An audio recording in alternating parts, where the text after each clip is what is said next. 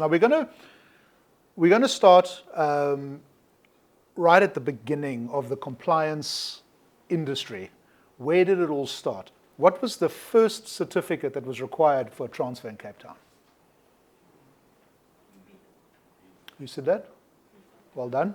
It's Beetle. Most often, the answer we get is electrical, because that is the big one. That's when we started in March 1995. In fact, that was the trigger for us starting this business. So Beetle is the first one, and we're not talking about any beetle. We're specifically talking wood-destroying insects. Now, if we have a look, here's a slide.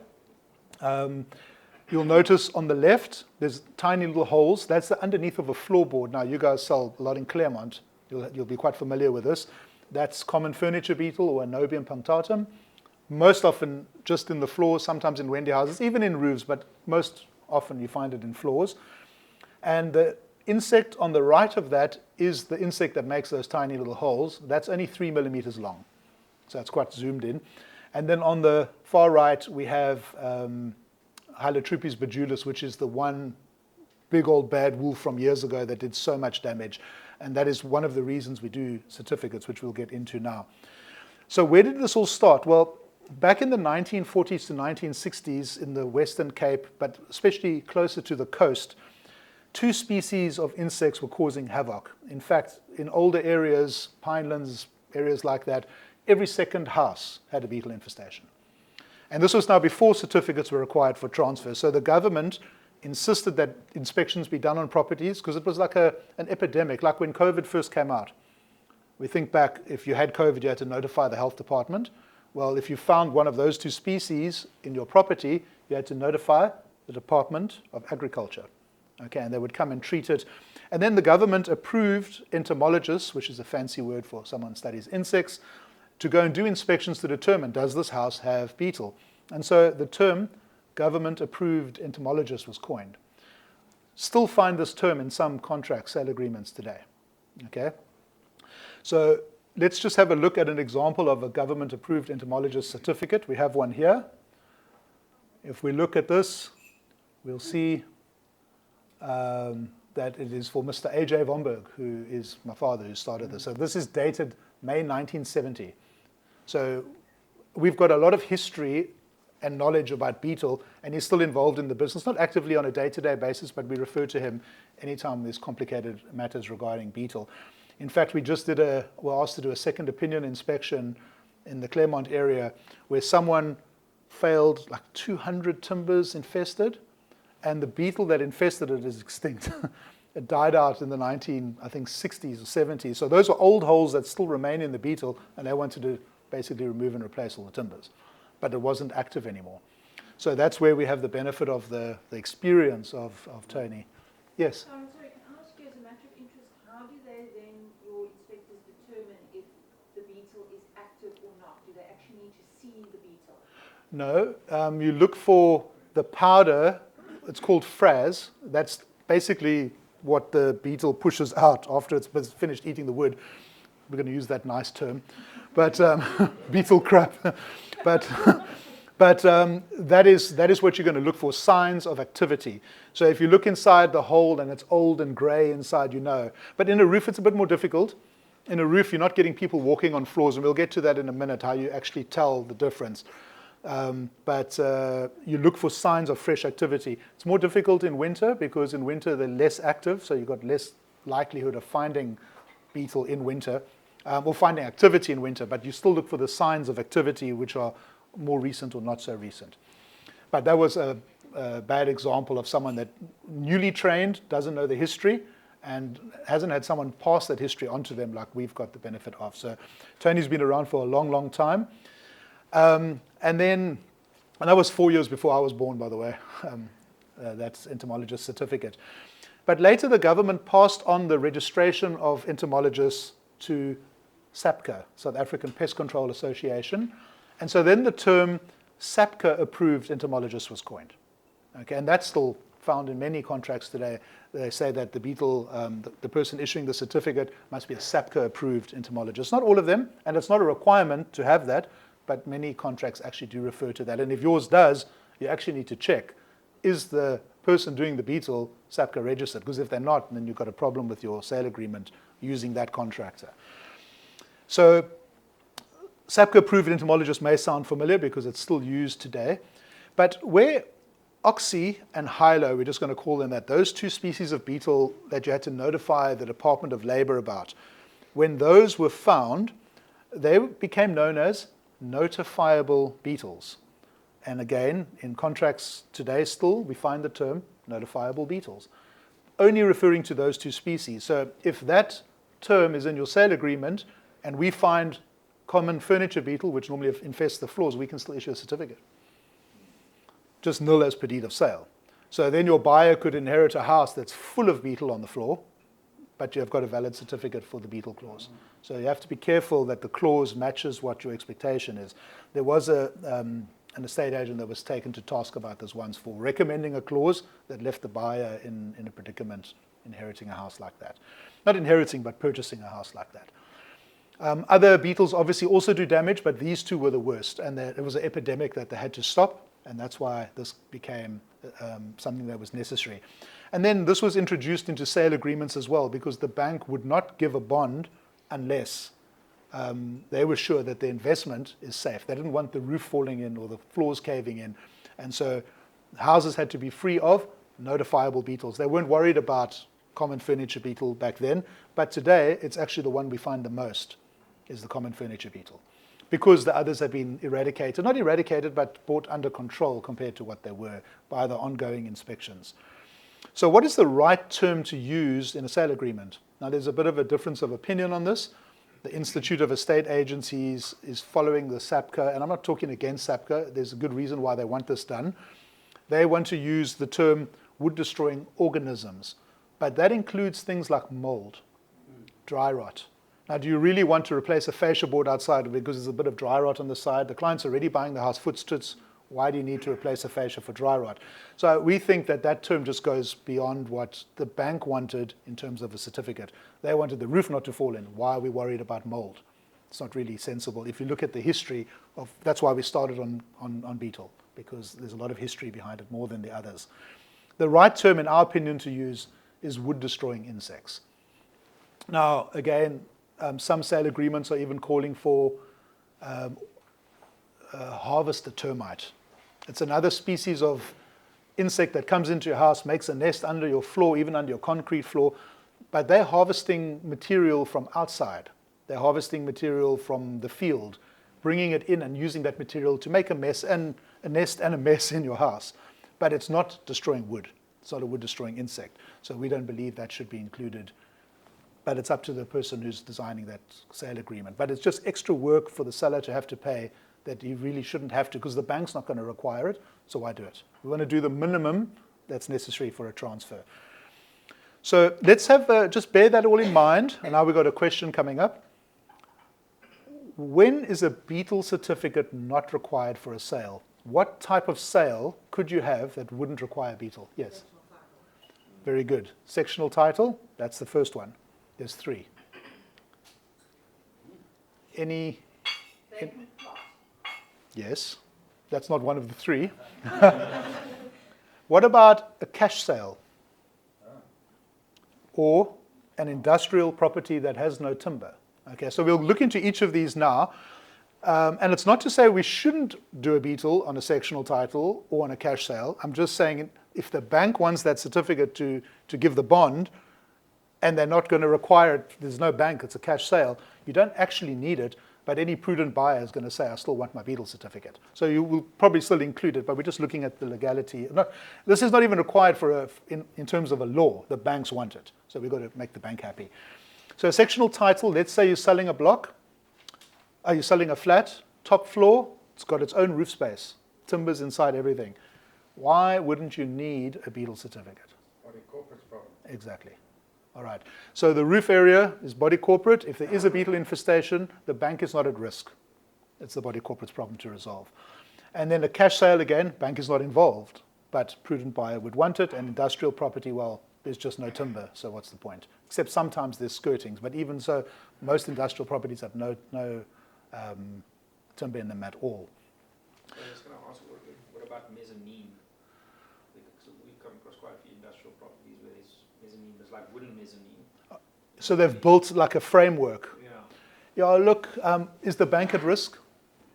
I suppose that's always the question in my mind. What would the bank want? If the bank is not going to insist on it, I wouldn't do it. I wouldn't incur the cost. But in a freestanding house, you see, now you get areas, you're selling in older areas, Claremont, etc., but then you get parklands. Every single house in parklands is built with pre-treated timber, and really you almost cannot get beetle infestation there. It's a formality. But they still call for it because there's still this risk involved. We're going to look at some specific treatments and scenarios that have come up in the last year or two as we go along now. But let's just talk about treatment options. What happens when we find beetle? What options are there? By far the best and most effective method of treatment is a fumigation. There's two types of fumigations. We get, well, there's more, but in South Africa there's two. We get a fumigation with methyl bromide, which is historically the product that's been used forever. It is ozone damaging, and so they're trying to limit the use, and it can be very difficult to get. We've had dry spells where we haven't been able to get for 6 months at a time, and all those fumigations have to be put on back order.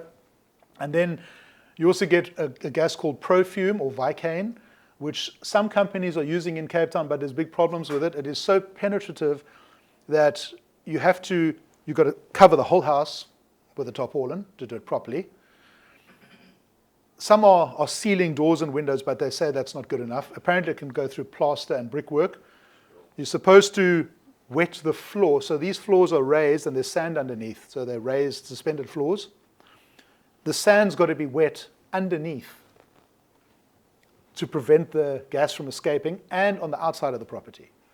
So all of this has to be done to be able to fumigate with that product. And then you've got this wind in Cape Town. Can you imagine trying to cover a property with a tarpaulin while the southeast going? So there are problems with it, and there's been a number of failed fumigations using that gas. So it is doable, but not the best option.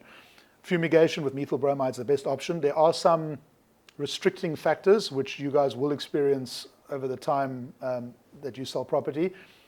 Sectional title property, not sectional title, sorry, semi-detached is a problem. You cannot fumigate one property if there's another property with a common wall unless those tenants move out.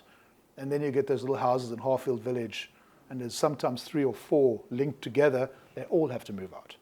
That can be very expensive for the seller to put up the neighbors and to cooperate with everybody to get them out. We have had 4 houses all move out at once for fumigation once, but it's only been agreed upon once because the opposite corner was an Airbnb and he gave all his neighbors a very good rate. Okay, so that is something that draws it back. If you're interested, you can go and look on Carte Blanche on YouTube. There was actually a story a few years ago where 2 kids died, and they think it was as a result of a fumigation. They fumigated one property, and there was a few that were vacated, but on the end, they didn't vacate, and 2 children got sick and died within a day or 2 after that. Because the gas moves from a high to low concentration, you just need one pipe with your aerial cable for your TV, for example, looping from one flat to another to do that. So that's why it's so dangerous. So we don't take any chances. If someone asks us, please, can we do it without getting the neighbors out, it's never going to be a yes. We'd rather not do the job and let someone else take the risk. So very careful with that. Then, this is just a colloquial term, sand and flood. It's not really a flood, but sand the floors. You need to get all the varnish off the floor. This is for treating floors specifically. And then spray 2 coats of a pesticide called CTX over it, and let it absorb, and you do it twice. Good treatment. Unfortunately, the subfloor timbers don't get treated. So the supporting timbers that, unless there's a trapdoor, the supporting timbers that support that floor don't get treated. Okay. Also, the longevity of that chemical is not what it used to be. Years ago, there were products like Lindane and GABA BHC that had a 10 to 15-year life. So what would happen back in the day with Oxy and Hilo, if they found beetle, they'd fumigate or remove and replace the timbers that were infested, and then go and pressure inject every single other timber in that roof with a proper pressure machine.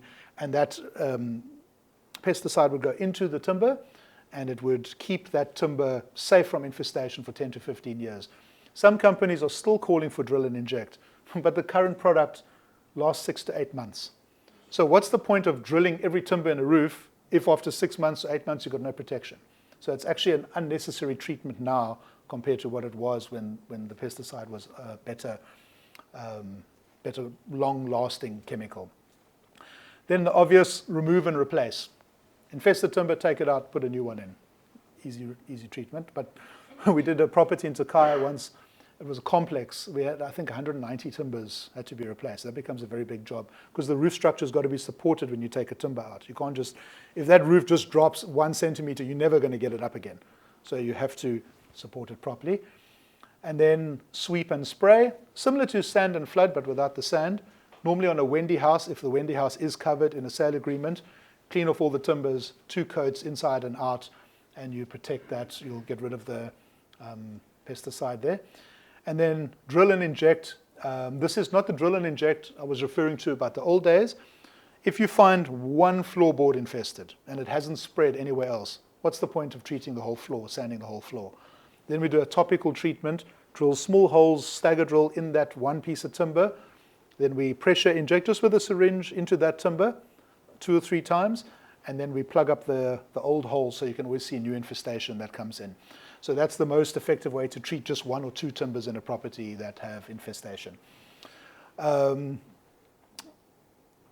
let me just see if there's anything else. So with all of this in mind, the Beetle certificate is not required because of a law. So what must guide us in terms of what treatment options are available on a property? What guides us? Any ideas? Your sale agreement. Okay, so this should be looked at carefully. Let me just have a look, see here quickly.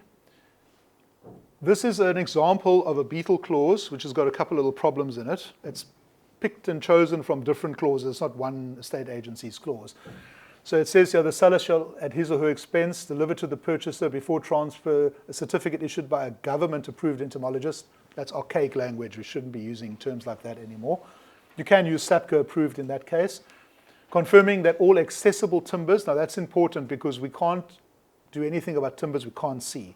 So if there's a carpeting and wooden floors underneath, those floors don't get inspected. If the buyer moves in, lifts up the carpets, and there's beetle, that's just their tough luck. Okay. This one excludes Wendy houses. There are 2 schools of thought here. Should Wendy houses be included or not? One school of thought is, well, it can spread from there if there's an infestation, which is correct. And yes, it should be treated. Is it a risk to the bank? No. So one has to weigh up what you want in a sale agreement, what you want to cover and what you don't. Wooden fences and garden sheds also not included. And then have a look at this. Have been inspected and are free of infestation by anobium, hylo, oxy. So those are the 3 most common ones, but they're not the only ones. Just say wood-destroying insects, and then you cover all of the beetles that eat wood. And then the seller shall cause to have the infested timbers treated or replaced with, that's not my spelling mistake, by the way, that was from a sale agreement, with a new pre-treated timber at his or her expense. We've seen beetle clauses that only allow for replacement. That's very bad, because if you, let's say you've got one floorboard that's got beetle, now you're going to take it out of the lounge, one floorboard out, and put a new piece. It's going to look horrendous. It's never going to match. And the buyer could actually argue later, I want all the floorboards replaced to match because I didn't buy the house that looked like this. So we want to make sure that it's treat or replace as per the recommendation by the specialist, not the agent. So here's a suggested beetle clause. This is one we recommend. It's on our website as well. Sorry, Tristan, I'm touching the mic every now and again, I see. I'll try not to. So the seller shall, prior to registration of transfer, arrange at his or her expense to have the accessible timbers inspected by a qualified wood borer, not beetle. You get lots of types of beetles. Wood borer is the right term. Wood borer inspector who is a member of the South African Pest Control Association for infestation by wood-destroying insects. Where no infestation is found, a wood borer certificate of clearance will be issued. Where infestation is found, the certificate of clearance shall be issued once the replacement and or any treatment of timbers found to be infested has been carried out in full. That is a reasonable clause that doesn't put too much strain on the seller, but still covers the bank with everything that they need. Okay. You could add to that Wendy houses, picket fences, lean-tos, and things like that are excluded. Okay, that would be a decision that has to be made. Now, we are finding quite often beetle being quoted for by other compliance companies that are not it's not necessary to treat. And I'm going to show you a couple of examples. So this is a property in Lake Michelle in Fishhook. Okay, it's quite a sensitive area in terms of the water area there. There's a whole lot of restrictions about using poisons and stuff because it's a water area. And if we have a look here, we can see this is the Beetle deck that they have outside. So it's on the front court by the pool and down by the water. Is there anything you notice about the shape of those holes? They're different, left and the right. The ones just zoomed in more, I think. They look at the shape. They're all, most of them are elliptical. Why? So high-low comes out at a bit of an angle when it makes a hole, but this is not high-low. This kind of timber cannot have a beetle infestation. Which one? This type of timber, Beetle, and also applies to Meranti wood, which you normally get in garage doors as well. Okay, it cannot get beetle infestation. These beetles were infesting this wood when it was a tree. Okay, now the holes are always going to be there, so when they season and they cut the timber, they're cutting through at an angle, and that's why the holes are like that. Okay, so there was a company that did an inspection. I hope there's no names. Okay, this is their quote, 14,547 Rand to treat that wood. So they've got their pergola deck, pool deck, and lake deck. The deck will have to be vacated for 24 hours. I didn't know anyone lived on a deck. All furniture removed off the deck prior to treatment. Shoes to be worn when stepping on the deck 48 hours after the fumigation has been completed. How can you fumigate outside? You have to enclose it. Okay. So they were actually quoting for a treatment like a sand and flood treatment without the sanding because there's no varnish on it, but referring to it as a fumigation, which it's not. Okay. Then they've got species powdered post family. It's incorrect. Okay. Guarantee 5 years, but the product only lasts 6 to 8 months. How can you give a 5-year guarantee? Because even if they treated it with water, they could give a 5-year guarantee. Because you can't get beetle in the timber. Okay, so you can see the kind of, and I'm not saying this was done intentionally. It could have been, we don't know. But it's either intentional or it's a lack of experience that caused this. So this client would have spent, it was actually one of your clients, I think. And somebody would have paid 14,000 Rand for nothing. And we've seen lots of these. Okay, especially companies that are subcontracting the beetle out. So they don't have control over the beetle certificate that's being issued. They're subcontracting it out, and then how do they know what the other company is calling for, if it's real or not? Okay, so you want to use an experienced company to do your beetle inspections. That's the bottom line, because otherwise things like this can happen. Are there any questions on the beetle certificates?